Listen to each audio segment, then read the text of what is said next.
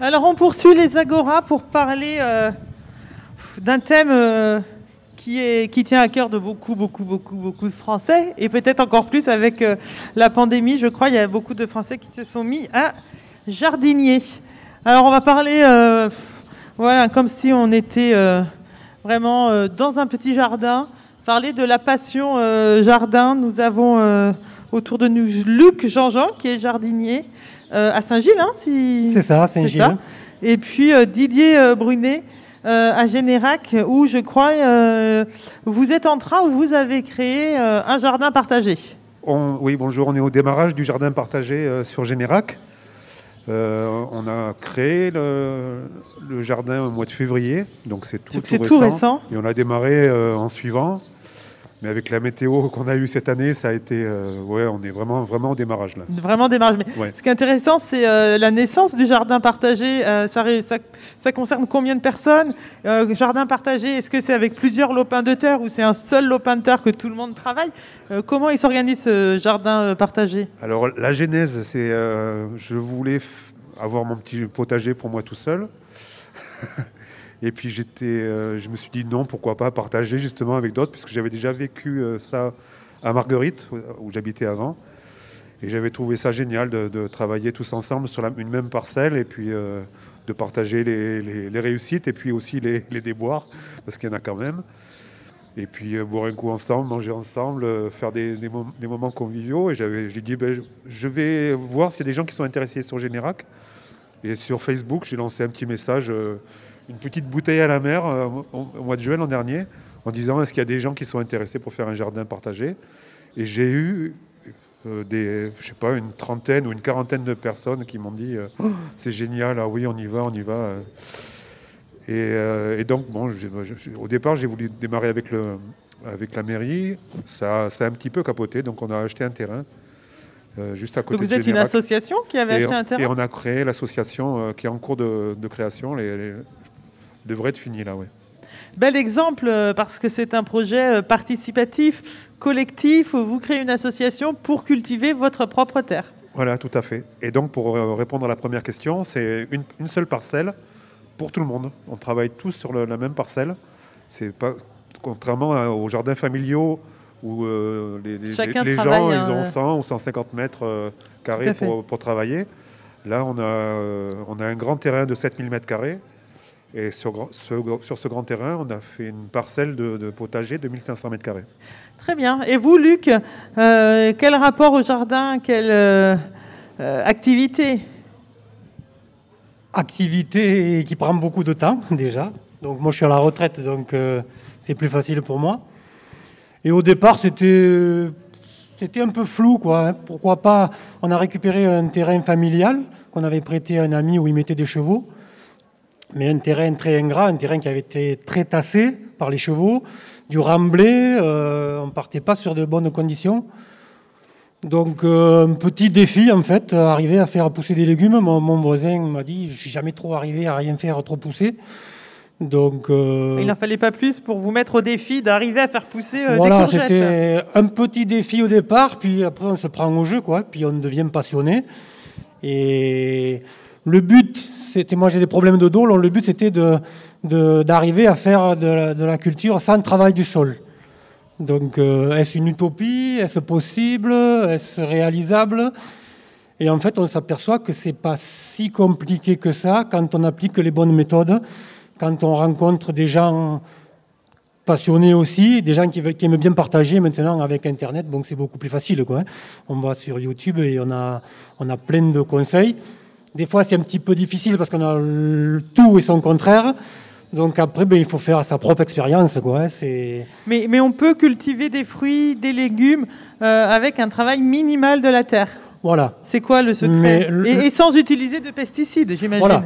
Moi, le but, c'était de supprimer ce que j'appelle les ides, pesticides, herbicides, fongicides, tous les... Parce que moi, j'avais vu des reportages... sur la mer de plastique là-bas au fin fond de l'Espagne où on mange des légumes qui ont été traités 15-17 fois.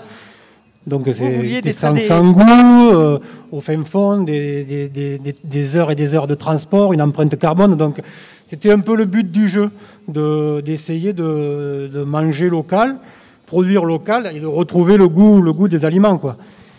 Et en fait, c'est assez possible avec des gros apports de carbone, c'est-à-dire des apports de broyat de branches au départ, un gros apport de 20-30 cm, et ensuite on peut cultiver là-dedans l'année d'après, en faisant attention à ce qu'on appelle la fin d'azote, c'est-à-dire que pour se désagréger, ce broyat va consommer l'azote qui est déjà dans le sol, donc il faut rajouter de l'azote. Moi j'utilise soit des tontes de gazon, soit de l'urine diluée pour contrecarrer cette fin d'azote, et au bout de 3 ans, je m'aperçois que j'ai des planches où je peux cultiver sans remuer le sol, en fait, ou très peu. Donc vous êtes en expérience depuis 3 ans. Voilà, c'est ma 3e année. Ouais. Donc, et après, je me suis pris au jeu. Moi, je suis un passionné, donc tout ce que je fais, je le fais à fond. Alors, donc, je crois que votre voisin l'est aussi, parce que depuis que vous parlez de votre expérience, je le vois sourire, je le devine, sourire. Didier, vous avez pareil la même passion qui vous anime. Comment vous cultivez votre jardin Est-ce que vous avez des problèmes de dos où vous travaillez la terre? Pas encore, ça viendra peut-être un jour. J'ai d'autres problèmes, mais pas celui-là.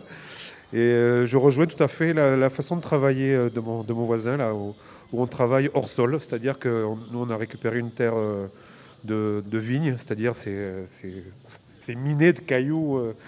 Donc impossible à travailler, donc on travaille au-dessus et on a fait des apports d'azote, pareil, du broyat et on travaille en lasagne pour la première année, c'est-à-dire... Par étage Alors oui, c'est une tâche de carbone, azote, et on plante là-dedans directement. Alors qu'est-ce que vous plantez, qu'on soit dans le concret? C'est des semis que vous plantez là-dedans? Alors oui, la première année, on a visé... timide, on n'a pas fait des choses trop compliquées parce que vraiment on démarre, donc on ne pouvait pas se lancer sur des semis compliqués, donc on est parti sur vraiment du basique, une quinzaine de plantes, ouais, peut-être une vingtaine, mais des tomates, les poivrons, les aubergines, vraiment donc tout ce qui est... Ça c'est basique, tomates, poivrons, basique, courgettes, voilà. Dans le coin c'est basique, c'est quelque chose qui est assez facile à faire pousser pour un jardinier débutant. Exactement, ouais. Il n'y a pas besoin de trop de compétences pour arriver à faire pousser ces plantes-là. Ouais. Après, il y a des choses à savoir pour éviter d'attraper des maladies, mais autrement, non, à part ça, ça va. Ouais. Et vous, Luc, qu'est-ce que vous y faites pousser dans ce jardin? Moi, je suis allé un petit peu plus loin. J'ai voulu avoir un jardin toute l'année. C'est-à-dire, là, il dit courgettes, poivrons, tomates, ça c'est les légumes d'été, comme on appelle. Et ensuite, il y a les légumes d'automne, et puis les légumes d'hiver avec les choux, les poireaux, les épinards. Donc j'ai un jardin qui est pas plein, mais qui est productif toute l'année. Et qui vous autosuffit. Pardon ? Cela vous autosuffit. Vous allez encore faire des courses Voilà, le but du jeu, c'est le jeu. Hein. Le jeu, voilà, on se prend au jeu, en fait. Et le but du jeu, c'est d'être autonome en légumes. Tout à fait. On dira à 90%. C'est un jeu qui prend beaucoup de temps, si je comprends bien. Il faut avoir le temps de faire un jardin. Oui, il faut avoir le temps. Et en plus, moi, maintenant, je fais mes plats moi-même. Donc, par exemple, je fais mes plants de patates douces. Donc, ça, c'est un truc que Alors ça, j'ai vu que c'était une activité pendant le confinement qui s'est vraiment beaucoup développée dans les foyers français. On s'est tous mis à faire nos propres plants. Je ne sais pas si après ça va au bout, mais j'avais vu plusieurs reportages où les Français, à besoin de jardiniers, se sont mis à cultiver, à faire pousser leurs plants. Moi, j'ai passé le confinement au jardin. En fait, le confinement, j'étais confiné au jardin, moi. Donc, c'était pas vraiment pénible pour moi. Mais vous y passez combien de temps? Ça reste un jeu, vous le dites, c'est une passion, je comprends bien, mais par semaine, vous avez une idée du nombre d'heures? Entre 6 et 8 heures par jour. Ah oui. Oui. Ah oui. Donc on est 4 familles, donc tout le monde mange sur le jardin. Après, j'ai un ami aussi qui vient m'aider le matin. Bon, il est assez grand, hein, il fait presque 800 mètres carrés. Oui, c'est un grand jardin. Il y a entre 25 et 30 planches de culture. Donc, comme on le fait toute l'année, après c'est un emploi à temps plein. Hein. Voilà, on peut. Quasiment. C'est un emploi de retraité, nous dirons. Vous, Didier, est-ce que vous pouvez y passer autant de temps ou Je suis retraité aussi, mais j'y passe moins de temps. Je suis à peu près à 3 heures par jour. Ouais. quand même. Alors Ouais, ça, quand c'est même, intéressant dans le jardin partagé. Est-ce que tout le monde doit y venir y passer ces 3 heures par jour ou chacun fait en fonction du temps qu'il a? Certains vont venir le week-end parce que la semaine, tout le monde travaille. Comment ça fonctionne, le jardin partagé? Le jardin partagé, on a mis dans notre charte une obligation, les seules contraintes, c'est venir 2 heures par semaine. Donc ça fait pas beaucoup. Les gens ils viennent quand ils veulent, le soir. 2 heures par semaine, même quelqu'un qui travaille peut se le permettre. Ah oui, c'est ça, oui. Comme il y a beaucoup de gens qui travaillent, on n'est que 2 ou 3 retraités là dans l'équipe. Tous les autres travaillent, donc c'est vrai qu'on ne peut pas leur demander de faire plus. Et pour qu'il n'y ait pas de gens jaloux en disant lui il vient jamais et par contre il a les légumes. Donc voilà, si tout le monde vient 2 heures, il n'y a pas de. Puis l'équipe est bonne, il n'y a pas de jalousie et ça se passe très bien. Oui, dans un jardin partagé, c'est peut-être pareil avec vous, Luc. S'il y a plusieurs familles, il faut qu'il y ait une bonne entente quand même. Ouais, il faut qu'il y ait une bonne entente. Après, les travaux plus pénibles, c'est mon fils qui est plus jeune qui les fait, comme retourner le compost ou aller chercher du fumier. Voilà. Donc, on partage les tâches. Il ne faut pas que chacun soit à se regarder, toi tu as fait ça, moi j'en ai fait plus, etc. Parce que sinon, à la fin, ça ne fonctionne pas sur le partage des produits, j'imagine, des fruits et des légumes. On se répartit un petit peu les tâches, parce que c'est vrai que les plus jeunes sont plus costauds, donc on leur donne les tâches un peu plus ingrates, voilà, oui. Et puis il y a des personnes un peu plus âgées, on leur fait faire les semis, on leur fait l'arrosage, des choses comme ça. Et voilà, ça se passe très bien dans une bonne entente, puisque tout le monde participe, donc il n'y a pas de problème. Ouais. Alors moi j'ai une question qui vous concerne tous les deux. Est-ce qu'aujourd'hui, maintenant, vous pourriez vivre sans jardin, sans cette activité? On peut commencer par Luc et puis ensuite par Didier. Moi je suis un passionné, donc j'ai été passionné de taureau pendant 40 ans. J'ai vécu taureau pendant 40 ans, puis j'ai été passionné de pêche. Je vivais pour la pêche, c'est-à-dire c'est la passion qui m'a fait la transition entre la tauromachie active et puis maintenant c'est le jardin. Donc il y aura peut-être une autre... Voilà, il ne faudrait pas qu'il y ait une autre passion derrière, les échecs peut-être, ou quand je ne pourrai plus... Ça va vous faire drôle, hein, parce que c'est plutôt quand je en pourrai intérieur. Plus me baisser, ou peut-être qu'il y aura une autre passion. Mais en fait, c'est quand même une passion prenante, où on est dans la nature, on est tranquille, on a la tête qui se vide, donc...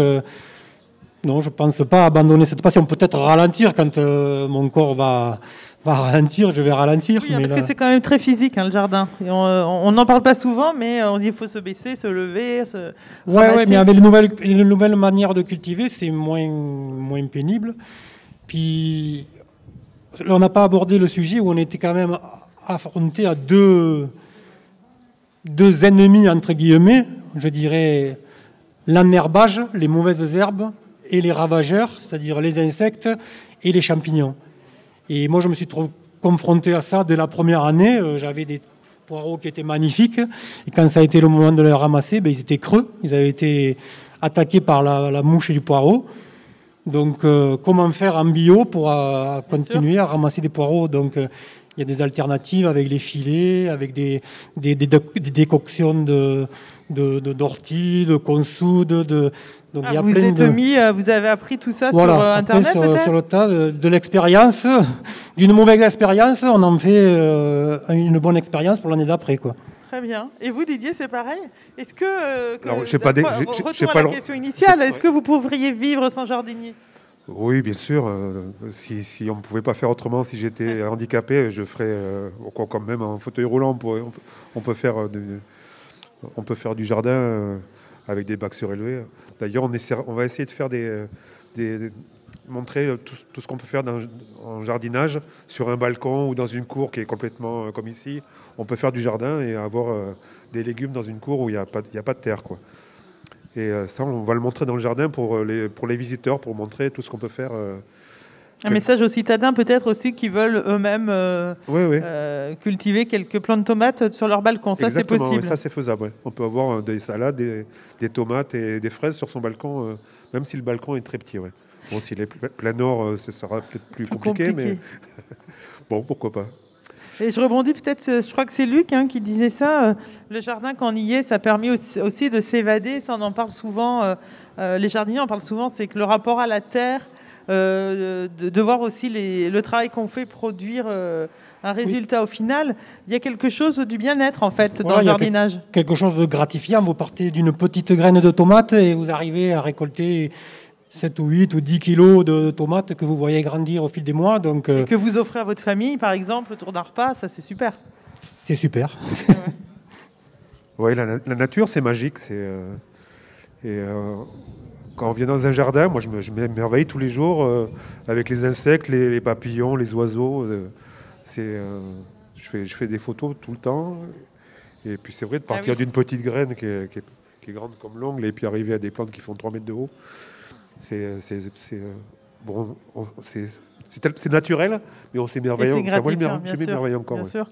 Voilà. Peut-être une petite question pour la fin. Le réchauffement climatique, vous le sentez dans le jardin? Alors, c'est peut-être... j'imagine que vous avez jardiné avant ce jardin que vous venez de créer à Générac pour Didier, puis Luc, ça fait que 3 ans. Mais est-ce que déjà vous sentez des différences, des évolutions là-dessus? Oui, on le sent. L'année dernière, moi, j'ai eu des tomates qui ont eu des coups de soleil, quoi. C'est-à-dire des fruits qui ont l'habitude d'être au soleil qui ont brûlé, quoi. Donc, carrément, ou les fleurs brûlées. Donc, comment faire pour contrecarrer ça? On fait des ombrages artificiels. Donc, mais ici, c'est un peu compliqué parce qu'avec le Mistral et le vent du Sud, des fois, on a des mauvaises surprises. Quand on arrive, les canisses sont arrachées. Donc voilà, ça fait partie des aléas, mais le réchauffement climatique, il est là. Et si je pouvais donner un conseil à quelqu'un qui voudrait se lancer dans le jardinage, la première chose, c'est d'avoir une ressource en eau. Et pas trop chère si possible. Si possible, l'eau du Baronne ou un forage, parce que l'eau de la ville, c'est un peu compliqué, quoi. Mais oui. Et donc, ça coûte cher. Ici, faire des jardins sans arroser, c'est impossible, quoi. C'est impossible dans le cas. Oui, il y a les zoyas, mais ça dépend du volume de votre jardin, en fait. Alors, expliquez-nous, qu'est-ce que c'est que ça? Les zoyas, c'est des pots en terre, c'est des réserves d'eau, en fait, qui diffusent lentement. Moi, j'ai la chance d'avoir un forage peu profond, donc j'ai l'eau à disposition. Donc je ne me suis pas penché sur les autres alternatives qu'on pourrait proposer. Mais je sais qu'elles existent, quoi. Les zoyas, vous enterrez votre pot en terre qui fait pour autour des plantes et ça va diffuser lentement l'eau que vous avez mis dans ce pot-là. Voilà. En fait, c'est pas autour des plantes, c'est l'oïas. Tu la mets en place et en fait, autour de l'oïas, donc déjà, il n'y a pas d'évaporation puisque l'oïas, elle est sous terre. Et la plante, on met les plantes à, je sais pas, par exemple, si l'oïas fait 10 cm, tu multiplies par 2,5 et à peu près autour de ça, ça fait 25 cm, si elle est petite, eh ben, autour tu mets des plantes. Et les plantes, les racines vont s'enrouler, elles sentent l'eau. En fait, elles vont s'enrouler autour de l'oïas et elles prennent l'eau quand elles en ont besoin. Après, nous, on a une terre qui est calcaire souvent. Et en tout cas, c'est mon cas. Et donc, tous les 5 ans, il faut changer l'oïas parce qu'il y a plus ce côté poreux qui se fait. Ça, c'est un peu embêtant, quoi. Et voilà, donc l'oïas, c'est un système. Voilà un bon plan pour ceux qui n'auraient pas forcément d'irrigation dans le jardin. Ouais. C'est un bon plan, mais les vrais oïas, là, il y a des fabricants du côté de Montpellier, là, je ne sais plus où ils sont. C'est quand même pas donné. Hein. Ah, voilà, c'est un coût quand même. C'est un coût, oui. Ouais. Après, il y en a qui le font avec des pots en terre qui collent. Système D, quoi. Système D, pour que ça revienne moins cher. Est-ce qu'il y a des questions? Pardon. Tous les principes de permaculture, de paillage, de récupérer tous les déchets, entre guillemets, de jardin, les broyer et les mettre en paillage pour garder l'humidité, en fait. Ça fonctionne aussi dans un jardin méditerranéen. Voilà, ça c'est... Et puis pour le problème de la sécheresse, on pourrait y rester 1 heure. Mais, donc, pour cette année, vu qu'on démarre, on a acheté nos graines chez un fabricant qui est dans l'Hérault, justement, là. Pascal, je peux faire la publicité, il s'appelle Pascal. Oui, on peut citer Pascal. Voilà. Pascal, je ne sais pas comment on peut donner son nom. Prote, qui fait des variétés de graines qui sont résistantes justement à la chaleur et où il n'y a pas besoin d'arrosage ou très peu, quoi. Voilà. Donc on peut faire des tomates quasiment sans arroser. On les arrose quand on les met en terre et après il n'y a pratiquement pas d'arrosage. Si vraiment, à part la pluie naturelle. Voilà, oui. Après, si vraiment, comme l'an dernier au mois de juillet, on a du 42 ou 43 degrés, là bien sûr, faut arroser un peu, mais faut arroser uniquement quand on voit la plante qui commence un peu à stresser. À stresser. Oui. Voilà. Ouais. Et là, on arrose, mais par rapport à des plantes traditionnelles qui sont vendues par des fabricants de graines. Je ne citerai pas les noms, là par contre, je sais pas ce que c'est. C'est pas... On ne va pas les citer. Là, il faut arroser sans arrêt, sinon les plantes, elles meurent, quoi. Voilà. Est-ce qu'il y a des questions parmi les gens qui nous écoutent? Des témoignages de jardin? Alors attends, je me déplace. Mais c'est dans le thème, par rapport au réchauffement climatique. Est-ce que depuis 3-4 ans, vous n'êtes pas envahi par les punaises et qui viennent vous sucer parce que moi, vraiment, là, les punaises, c'est un truc, c'est nouveau pour moi et j'arrive pas à m'en débarrasser, quoi. Tout à fait. Donc alors, cette année, que faire contre les punaises, invasion de punaises? Donc j'ai 2 tactiques pour les punaises, enfin 3 tactiques. La première année, c'était un aspirateur à main. Tous les matins, je passais, et, bon, ça prend un temps énorme. Et là, j'ai décidé de cultiver les tomates horizontalement et de les recouvrir par un filet. C'est-à-dire, j'ai mis un treillis soudé, elles vont pousser comme ça, et ensuite, je vais les faire courir sur le treillis soudé, et je vais recouvrir par un filet comme je recouvre mes poireaux, en fait. En les taillant un peu, et je vais voir. C'est la première année. Et ça fonctionne? Vous allez voir. Donc, j'ai laissé quand même entre la tomate et mon filet une vingtaine de centimètres, parce que si on laisse carrément le filet sur la tomate, elle pique à travers le filet. Donc, et je vais voir. Et à l'entrée de ma serre, je suis en train de construire justement, j'ai une serre qui fait 25 mètres carrés, où il y a les tomates dessous, qui sont prêtes là. Et là, je commence à avoir les punaises. Et je vais mettre pareil. J'ai fait deux filets à l'entrée justement pour contrecarrer les punaises, parce que elles n'ont aucun prédateur. Et j'ai regardé un peu sur les sites bio, il n'y a aucune solution en bio pour le moment. C'est des insectes qui, quand on les écrase, elles sentent mauvais, donc elles n'ont pas de prédateurs en fait. Est-ce que c'est un effet réchauffement climatique, vraiment, cette présence des punaises? Elles piquent les tomates, et les tomates, elles ont comme vous quand vous avez un bleu, et après elles pourrissent. En fait, elles ont soif. D'accord. Donc c'est un effet direct. Avant, on en trouvait moins. En fait,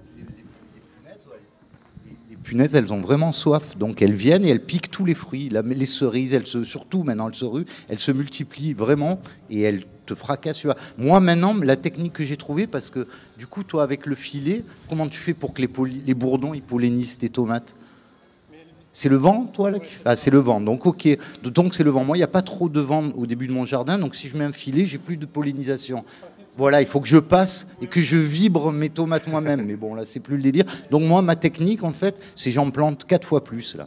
Et du coup, je sais qu'il y en a 3 quarts pour les punaises et 1 quart pour moi. Mais je ne vis pas de ça, quoi. Moi non plus. Après, il y a aussi la solution de les ramasser un peu moins mûres, parce qu'elles aiment vraiment quand c'est rouge et bien juteux. Donc moi, cette année, j'ai fait une technique aussi, j'ai mis des tomates vertes pour leur faire croire que c'est pas mûr. Voilà.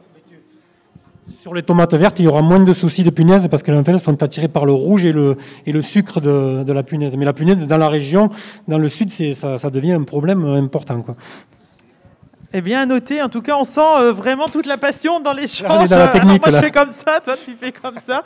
C'est vraiment un échange de bons procédés. On est à l'écoute si vous avez d'autres questions ou à demander à nos experts en jardin. Eh ben, on va vous remercier. Et puis, j'en profite pour annoncer demain matin la table ronde à laquelle vous participez aussi, je crois. Alors, elle est à 11h et ce sera ici.